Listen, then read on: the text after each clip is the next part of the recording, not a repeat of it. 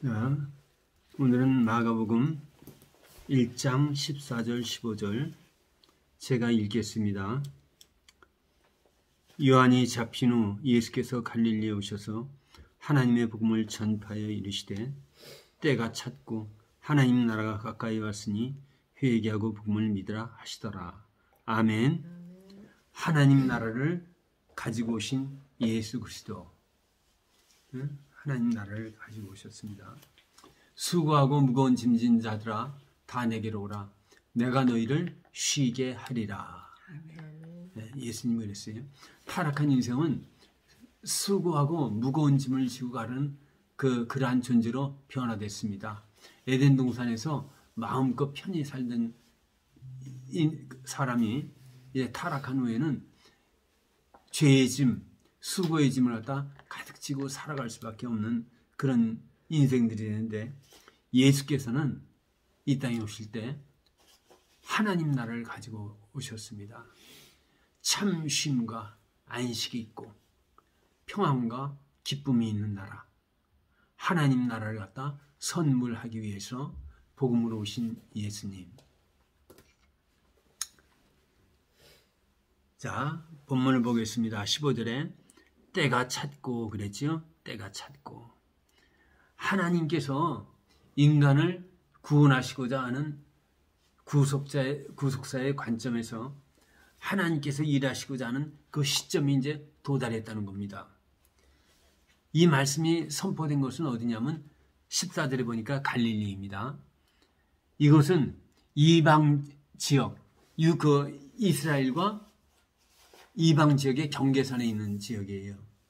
그래서 항상 이방인들의 침략이 잦았던 곳입니다. 늘 그 침략이 있었고, 이런 사정으로 갈릴리를 갖다 뭐라고 불렀냐면 이사야서 9장 1절에 보면 이방의 갈릴리라고 불렀습니다. 왜냐하면 이방인들의 공격을 하도 많이 당해왔고 이방의 갈릴리라고도 불렸습니다. 이런 배경 때문에 이방인과의 혼혈들도 많아서 정통 유대인들로부터는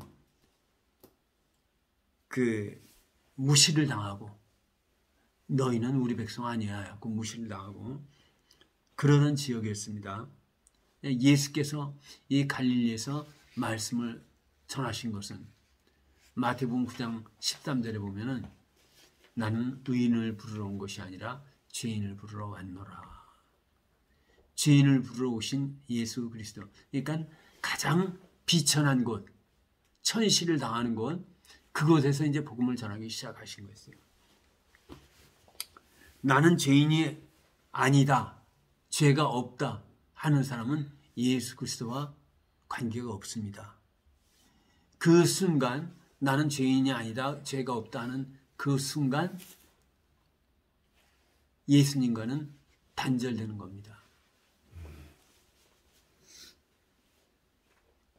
창세기 3장 15절 내가 너로 여자와 원수가 되게 하고 내 후손도 여자의 후손과 원수가 되게 하리니 여자의 후손은 내 머리를 상하게 할 것이요 너는 그의 발꿈치를 상하게 할 것이니라.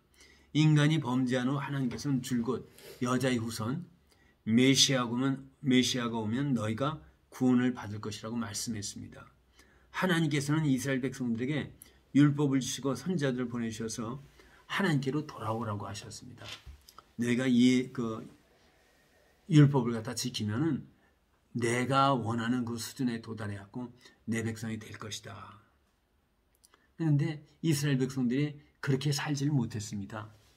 심지어는 바벨론 포로에 잡혀가게 하시고 돌아오게 하셔서 바벨론 포로에 잡혀가서부터 뭐가 벌어졌냐면 말씀 운동이 일어났어요. 우리가 하나님 말씀대로 살지는 못했기 때문에 이 포로 생활을 하게 됐다. 그래서 포로로 잡혀가게 했거든요. 근데 그건 역시도 실패했어요. 그리고 말라기 선자가 와갖고 마지막 메시지를 갖다 이제 하나님께 돌아오라고 그 하고서 400년간 침묵을 하십니다. 그리고서 이제 예수님이 오셔서 이 말씀을 전한 것이에요. 때가 찼다. 너희들 힘으로 하나님 나라를 살아보려고 하지만 잘 안 되지. 이제는 복음을 믿어라. 이제는 복음을 믿으라. 그러한 의미가 내포되어 있는 거예요. 때가 찼다는 거는. 너희들 힘으로는 이제는 안 되겠지. 도저히 안 되겠지. 이제는 복음을 믿어라. 때가 찼고 하나님 나라가 가까이 왔으니. 자, 하나님 나라. 하나님 나라는 두 가지로 얘기할 수 있습니다. 첫째가 종말론적인 의미입니다.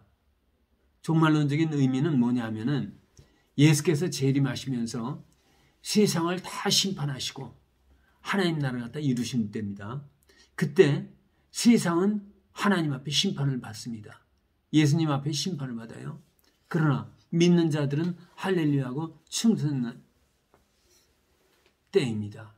많은 사람들이 요한계시록을 갖다 무섭다고 하는데 무서워할 게 아니라 기쁨으로 감사함으로 받아야 할 것입니다. 왜냐하면 요한계시록은 너희가 끝내 승리를 갖다 얻을 것이라는 말씀이지 너희들 심판한다고 하는 그 말씀. 그러니까 요한계시록은 믿지 않는 사람들은 심판이에요. 믿는 우리는 할렐루야 하고 하나님 앞에 가는 거죠. 너무 좋은 성경이에요. 요한계시록은. 종말론적인 의미에서 예수 그리스도께서 재림하셔서 온전한 하나님의 나라를 이루시는 것. 그리고 또 한 가지는 종말론적인 의미의 또 한 가지는 우리가 육신의 장막을 벗는 것입니다. 육신의 장막을 벗고 하나님이 계신 그곳으로 가는 거예요. 그 종말론적인 의미는 두 가지가 있습니다. 하나는 예수 그리스도의 재림하실 때, 그리고 또 하나는 우리가 육신의 장막을 벗을 때. 두 번째 첫 번째는 종말론적인 의미라면 두 번째는 이 땅에 도래한 하나님의 나라입니다. 예수님은 가는 천국만 말씀하는 게 아니라 천국이 오고 있다고 했습니다. 마태복음 4장 17절에서 회개하라 천국이 가까이 왔느니라. 그러니까 가는 천국만 얘기하는 게 아니라 이 땅에서 천국을 갖다 살라고 하는 말이야. 얘기입니다. 예수께서는 우리가 죽어서 가는 천국만이 아니라 이 땅에서 하나님의 나라를 살라고 복음으로 오셨습니다. 아멘. 예수 그리스도는 우리가 천국에 가는 것만 얘기하는 게 아니라 이 땅에서 하나님 나라를 갖다 살라고 복음으로 오셨다는 얘기예요. 하나님의 나라는 하나님이 통치하는 나라입니다. 타락한 인간은 본래 하나님을 찾을 수도 없고 찾을 생각도 없고 조건도 갖춰주지 않고 자격도 없는 그런 존재입니다. 죄에 꽁꽁 쌓여 있어갖고 죄에 꽁꽁 쌓여 있어갖고 죽을 수밖에 없는 그 영혼들에게 그 죄의 벽을 갖다 뚫고 찾아오신 사건입니다. 하나님이 먼저 찾아오셨어요. 하나님이 먼저 찾아오셨기 때문에 우리가 회개하고 그 앞에 나갈 수가 있습니다. 하나님이 찾아오시지 않았으면 우리는 회개할 수 없어요. 왜냐하면 회개할 줄도 모르니까. 마음도 없고 생각도 없는 그런 존재니까. 로마서 5장에서 예수 그리스도의 그 죽으실 때 우리의 상태를 갖다 3번 얘기했죠. 우리가 연약할 때. 그러니까 우리가 연약하다는 건 뭐냐면 하나님을 찾을 수 있는 힘이 없고 능력이 없는 것을 얘기합니다. 아무 힘도 없고 능력이 없는 그때 그리스도께서 우리를 위하여 죽으셨다. 8절에서는 우리가 아직 죄인 되었을 때 그리스도께서 우리를 위하여 죽으심으로 하나님의 사랑을 확정하셨다고 그랬는데 우리가 죄인 되었을 때란 무슨 얘기냐면 하나님 앞에 나갈 수 있는 자격 조건이 전혀 없다는 얘기예요. 우리가 내밀 수 있는 의의는 단 한 가지도 없는 거예요. 그러니까 나는 그동안 뭐 좀 한 게 있어갖고 의로워 괜찮아 하면은 이거 벌써 자격 미달되는 겁니다. 인간은 그런 존재가 못 돼요. 그리고 세 번째 우리가 원수 되었을 때 하나님과 원수 되었을 때 그리스도께서 화목제물로 죽으셨다는 얘기예요. 그러니까 우리 인간으로서는 어떤 조건을 갖다 갖추지 못한 거예요. 아무것도. 자격도 없고 조건도 없고 여건도 안 되고 그런 상태에서 그리스도께서 오신 거죠. 그 그리스도께서 육신을 입고 오신 사건이 성육신 사건입니다. 그리고 오신 날을 뭐라 그래? 성탄절. 우리가 하나님을 생각할 때 첫 번째 하는 생각이 무슨 생각입니까? 사랑의 하나님. 하나님은 사랑의 하나님입니다. 얼마만큼 우리를 사랑하시는가. 독생자를 갖다 죽이기까지 우리를 갖다 구해 주시기 위해서 힘쓰신 하나님. 그러니까 사랑의 하나님입니다. 그런데 사랑의 하나님만이 아니고 공의의 하나님입니다. 죄를 갖다 미워하시고 죄에게는 형벌을 내리시는 하나님. 죄의 삭은 사망이요. 로마서 6장 23절 말씀입니다. 하나님은 사랑의 하나님이고 공의의 하나님입니다. 그런데 이 두 가지 조건을 갖다 충족시키기 위해서, 그러니까 인간들이 죄에 빠져 죽어가고 있습니다. 그런데 그걸 갖다 심판하지 않을 수가 없어요. 그런데 그러면서도 그 인간들을 갖다 사랑하는 하나님이시다는 얘기예요. 그러니까 하나님의 사랑도 충족하고 인간들의 죄도 형벌을 내려야 하는, 그걸 갖다 충족하기 위해서 안 되겠다. 내가 방법은 내가 육신을 입고 내려가서 너희들의 모든 죄를 지고 내가 너희들의 형벌을 갖다 감당해야겠다. 이것이 십자가 사건입니다.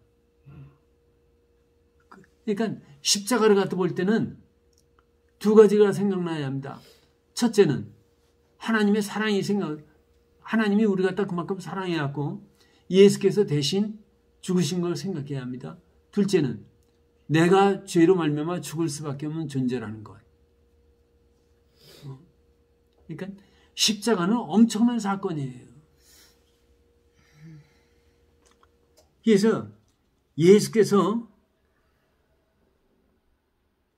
이 땅에 하나님 나라를 살라고 복음으로 오셨는데 그거를 갖다 충족하기 위해서는 첫 번째 조건이 있어요. 예수께서 하나님 나라를 살아가라고 복음으로 오셨는데 그 복음으로 오신 그 예수 그리스도를 맞아들이는 첫 번째 조건이 있다는 얘기예요. 그게 뭐냐면 본문에서 오늘 15절에 회개하라는 얘기예요. 예수님이 그 마태복음 9장 17절에 새 포도주는 새 부대에 넣어야 한다고 그랬어요. 포도주가 발효를 하면 어떻게 됩니까? 이렇게 부풀어 오르죠. 그러니까 낡은 포도주 그 부대 자료에다 놓으면은 터지니까 새 부대에 넣어야 한다는 얘기입니다. 이 말씀은 내면을 깨끗이 해야지 하나님 나라를 담을 수가 있다. 복음을 담을 수가 있다는 얘기예요. 이기심과 탐욕과 교만으로 가득 찬 옛사람을 청산해야지 복음이신 예수 그리스도를 받아들일 수가 있다. 근데 우리가 얘기할 때 이 복음을 갖다 예수 그리스도 회개하라 그러면은 참 너무나 막연하게 들릴 때가 많아요. 이기심, 탐욕 이런 걸 갖다 청산하라고 그럴 땐 너무 막연할 때가 많은데 이 모습이 자세히 나와 있는 게 누가복음 3장에 나와 있습니다. 우리 한번 찾아보겠습니다. 마가복음 다음에 누가복음입니다. 누가복음 3장.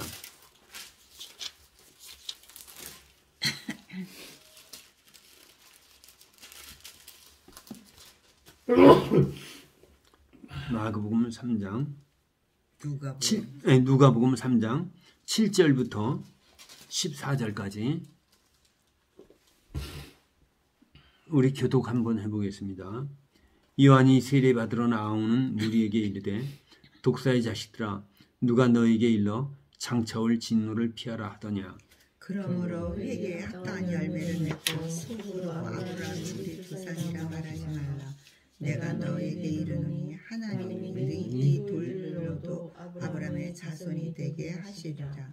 이미 도끼가 나무 뿌리에 놓였으니 좋은 열매 맺지 아니하는 나무마다 찍혀 불에 던져지리라. 무리가 물어 이르되 그러면 우리가 무엇을 하리이까? 대답하여 이르되 옷 두 벌 있는 자는 옷 없는 자에게 나눠줄 것이요 먹을 것이 있는 자도 그렇게 할 것이니라 하고 세리들도 세례를 받고자 하여 와서 이르되 선생이여 우리는 무엇을 하리이까 하매 이르되 부과된 것 외에는 거두지 말라 하고 군인들도 물어 이르되 우리는 무엇을 하리이까 하매 이르되 사람에서 강탈하지 말며 거짓으로 고발하지 말고 받는 금료를 족한 줄로 알라 하니라. 아멘. 세례 요한이 회개 세례를 갖다 선포하는데 했던 그 말의 내용입니다. 자, 제가 읽으면서 설명해 드릴게요. 7절 요한이 세례받으러 나오는 무리에게 이르되 독사의 자식들아 누가 너희에게 일러 장차올 진노를 피하라 하더냐. 그렇게 됐죠? 요 평행 구절이 마태복음 3장에 나옵니다. 마태복음 3장에서는 무리라고 하지 않고 바리새인들과 사두개인이라고 했어요. 그러니까 지도층들을 얘기하는 거예요. 바리새인과 사두개인 하면 그 지도층들한테 독사의 자식들이라고 얘기하면서 이 세례 요한이 야단을 갖다 치는데 바리새인과 사두개인들의 특징이 뭐냐? 외식이에요, 외식. 그러니까 바리새인과 사두개인들은 우리는 신앙생활 너무나 잘해. 지금 교회에서도 나 신앙생활 잘한다고 하는 그 사람들의 모습이 있습니다. 목이 뻣뻣하고 요전번에 어떤 한 분을 만났는데 장로님이에요. 그런데 막 그냥 어둠이 공격해 오는 거예요. 그분한테 있는 게. 그러니까 생명 있는 사람하고 이렇게 앉아 있으면은 어둠이 공격해 오는 거예요. 막 너무 안타까운 거죠. 그런 게 외식하는 자. 그러니까 세례 요한이 바리새인과 사두개인이 나오는 것을 보고 야단을 치는 거예요. 누가 너희에게 장차올 진노를 피하라고 그랬더냐. 독사의 자식들아. 가장 심한 말이죠. 독사의 자식이. 그러니까 이 세례 요한이 첫 번째 메시지는 외식하지 말라. 경건한 척 하지 말라는 얘기. 인간은 다 거기서 거기에요. 그런데 거룩한 척하고 높은 척하고 뭐 자긴 잘난 척하고 이거 하나님이 가장 싫어한다는 얘기예요. 두 번째 3장 11절 대답하여 이르되 옷 두 벌 있는 자는 옷 없는 자에게 나눠줄 것이요. 이 땅은 항상 부유한 사람과 가난한 사람이 섞여 살게 돼 있어요. 어떤 사람은 도덕적으로 좀 잘못 살아갖고 하나님이 그 복을 안 주셔갖고 좀 가난하게 살고 좀 난 사람은 좀 낮게 살고 하는 이 땅의 모습이라는 얘기예요. 그래갖고 항상 부유한 사람과 가난한 사람이 섞여 살게 돼 있는데 세례 요한은 뭐라고 얘기하냐면 옷 두 벌 있는 자는 한 벌, 옷 없는 자에게 한 벌을 나눠줘라. 이것은 뭐냐면 하나님의 정의를 갖다 이루라는 얘기예요. 하나님의 정의는 똑같이 이 땅에 있는 사람들이 똑같이 100원씩을 갖고 살아가는 게 아니라 어떤 사람은 150원도 있고 어떤 사람은 50원밖에 없고 이런 사람이 있다는 얘기예요. 그럼 150원 있는 사람이 10원씩 이렇게 자기 걸 떼어갖고 없는 사람에게 나눠주는 거죠. 이게 하나님의 정의예요. 똑같이 150원 있는 사람이 50원 떼어갖고 50원 있는 사람에게 나눠갖고 똑같이 100원씩 갖고 살라는 게 정의가 아니라 그건 하나님 공평하지가 못한 거죠. 하나님 복 많이 주는 사람은 많이 누려야 돼요. 그래갖고 있는 사람은 자기 것을 좀 떼어갖고 가난한 자에게 나눠줘라. 그래서 하나님의 정의는 뭐냐면 있는 사람들이 손을 내밀어서 가난한 사람들과 더불어 살아가는 사회가 되라. 아멘. 그리고 세 번째 12절 13절 세리들도 와서 세례를 받고자 하여 와서 이르되 선생이 우리는 무엇을 하리까 하며 이르되 부과된 것 외에는 거두지 말라 하고. 무슨 얘기냐? 하나님의 공의가 이루어지길 원하는 거예요. 힘이 있는 자, 힘이 있다고 그래갖고 그 힘을 갖다 약한 자들을 갖다 억누르는 데 쓰지 말고 똑같은 하나님의 법의 지배를 받는 사회가 돼야 한다는 얘기죠. 지금 제일 문제가 되는 게 뭡니까? 갑질. 사회에서 가장 큰 문제가 되는 게 갑질이에요. 조금 힘이 있다고 그래갖고 그냥 밀어붙이고 하는 거 하나님이 결코 기뻐하시지 않는다는 얘기예요. 그래서 힘이 있는 자는 힘 없는 자와 똑같은 법의 지배를 받는 것. 이게 하나님의 공의예요. 그러니까 나라와 민족을 갖다 위해서 기도할 때 하나님의 정의와 공의가 이루어지는 사회가 되게 하옵소서. 네 번째 14절 보겠습니다. 군인들도 물어 이르되 우리는 무엇을 하리까 하며 사람에게서 강탈하지 말며 거짓으로 고발하지 말고 받는 급료를 족한 줄로 알라 하시니라. 하나님이 어떤 사람에게는 좀 권세를 많이 주셨습니다. 그 병사들은 칼과 창을 갖고 일하는 사람들이에요.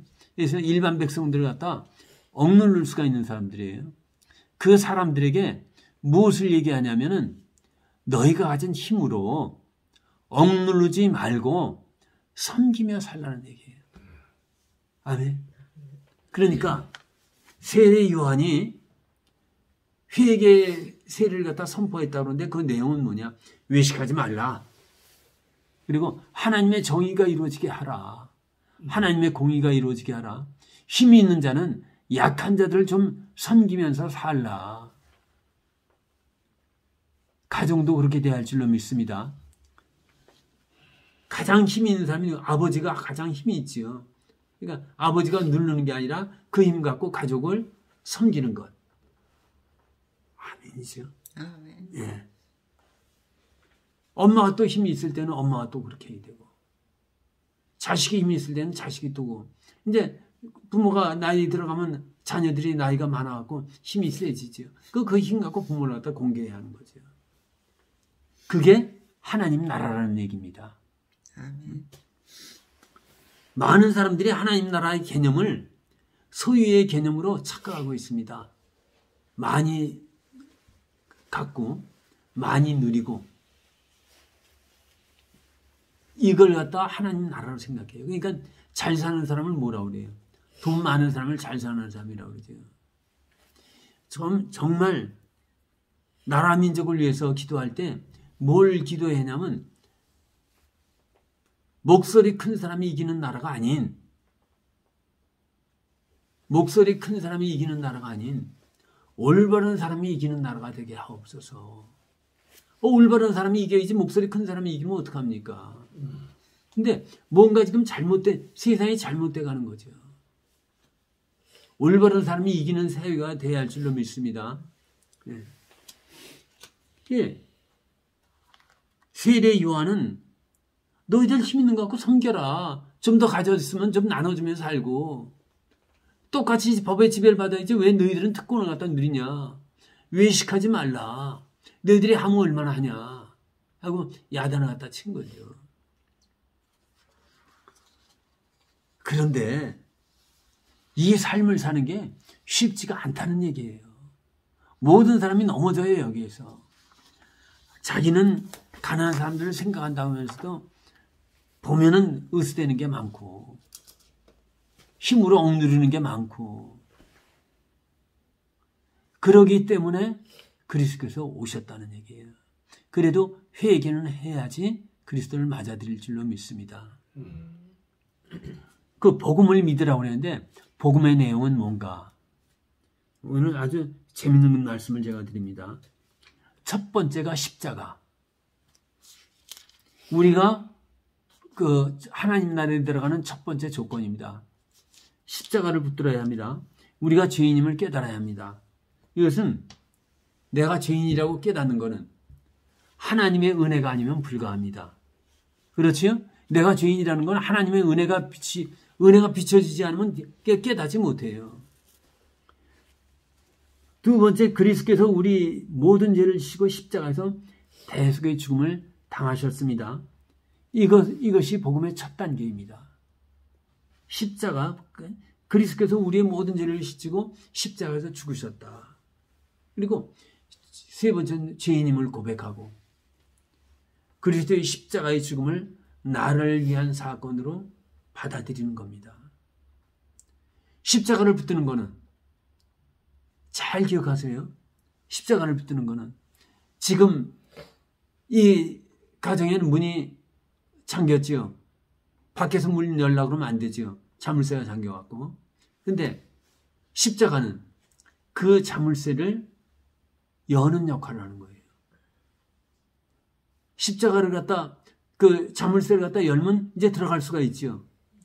근데 십자가로 끝이면 안 되죠. 천국을 이제 안에 들어가서 천국을 누려야 돼요.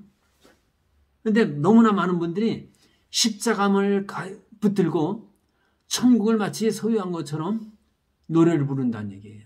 십자가만 노래 불러요. 아닙니다. 두 번째는 부활신앙으로 나가야 합니다. 부활신앙. 로마서 4장 25절에 예수는 우리의 범죄함을 위하여 내어줌이 되고 우리를 의롭다 하기 위하여 살아나셨느니라. 그렇게 말씀했지요. 우리의 범죄함을 위하여 십자가에 내어주셔서 죽음을 당하셨고 그리고 우리를 의롭다 하기 위해서 살아나셨다 그랬어요. 부활신앙을 믿어야지 우리가 의로워집니다. 맞지요? 우리 로마서 계속 그동안 했는데 부활신앙을 가져야지 우리가 의로워집니다. 그리스도와 함께 죽고 그리스도와 함께 살아나는 겁니다. 그리스도와 연합한 상태가 돼야지 우리가 의로운 자가 된다는 얘기입니다. 이것은 우리가 부활의 신앙을 갖게 되면 하나님께서 우리를 갖다 의롭다고 인정해 주십니다. 그리고 천국 시민증을 주십니다. 빌립보서 3장 20절에 너희의 주소는 하늘에 있다고 그랬습니다. 우리는 천국 시민 백성입니다. 감사한 일이죠. 천국 시민 백성이에요. 이것이 부활신앙은 천국을 갖다 살아가는 두 번째 단계입니다. 이렇게 묵상을 갖다 하면서 생각하니까 부활신앙은 십자가로 열쇠를 열었지요. 그 부활신앙은 문을 연 겁니다. 그 단계까지만 간 거예요. 이제는 천국의 삶을 살아야 합니다. 부활신앙에서 멈추면 안 돼요. 요한복음 21장 3절에 보면 베드로가 부활하신 예수님을 만나고도 나는 고기 잡으러 갔노라 이렇게 했어요. 그러니까 예수님이 부활한 걸 분명히 봤어요. 그런데도 그걸 갖다 예수님 부활하셨네. 그럼 이제 그 다음 단계로 나가야 하는데 나는 고기 잡으러 가노라 하고 세상으로 다시 나간 거예요. 그러니까 부활신앙에서 멈추면 안 된다는 얘기죠.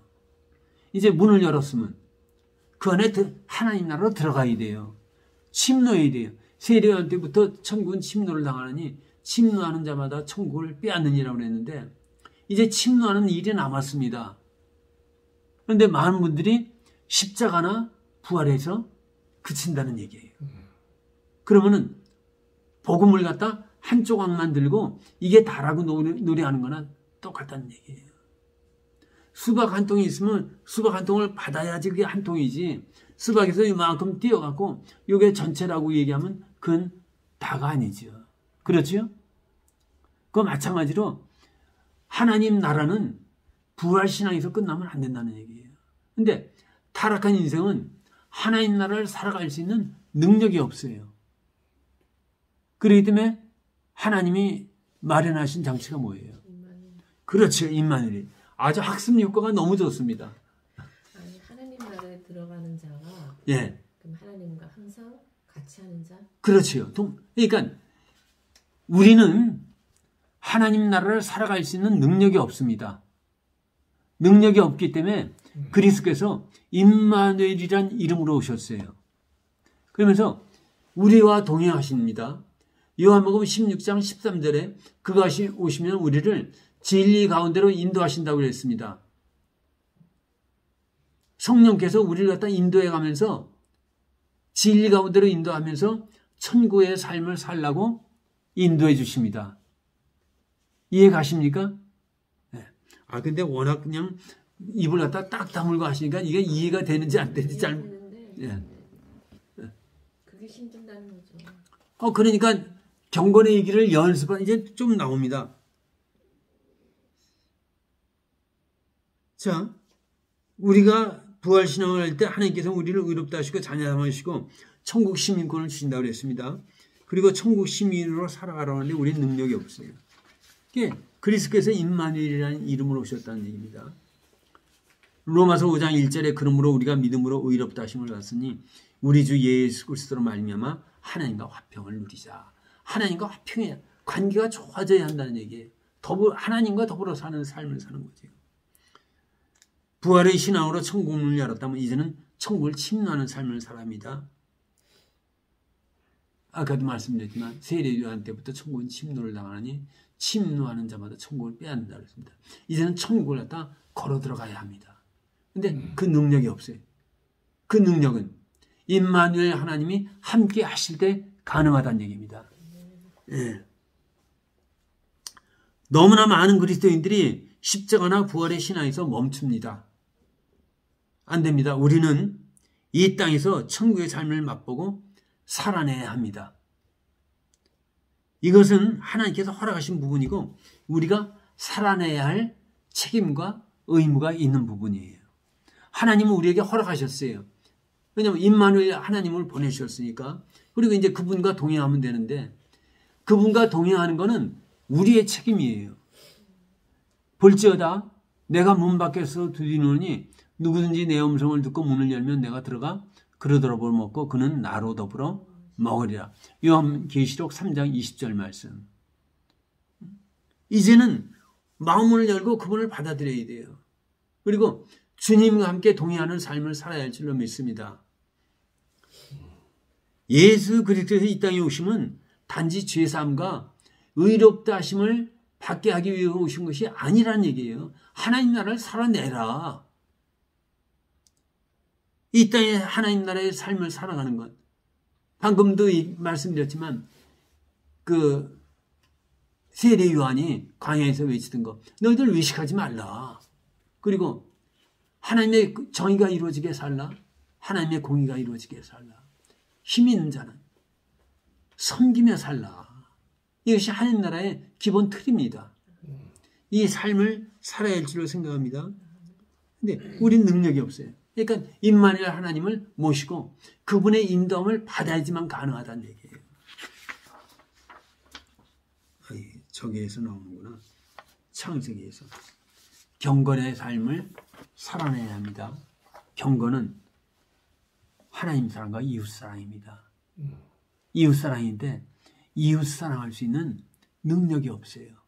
그러니까 그분과 함께 하면서 이제 그 아브라함 말씀 나누면서 또 나오는데 하나님이 함께 하심으로 인도함으로 말미암아 가능하다는 거죠. 은혜의 조명을 계속 받아야 돼요. 성령님과 교통해야 합니다. 그러면서 우리는 하나님 나라를 살아갈 수가 있습니다. 아멘. 예수 그리스도는 수고하고 무거운 짐진 우리들에게 하나님의 나라를 살라고 복음으로 오셨습니다. 그 복음을 받아들이고 이제 완전히 나의 것으로 받아들이고 살면은 우리도 하나님 나라를 살 수 있을 줄로 믿습니다. 아멘. 기도하겠습니다.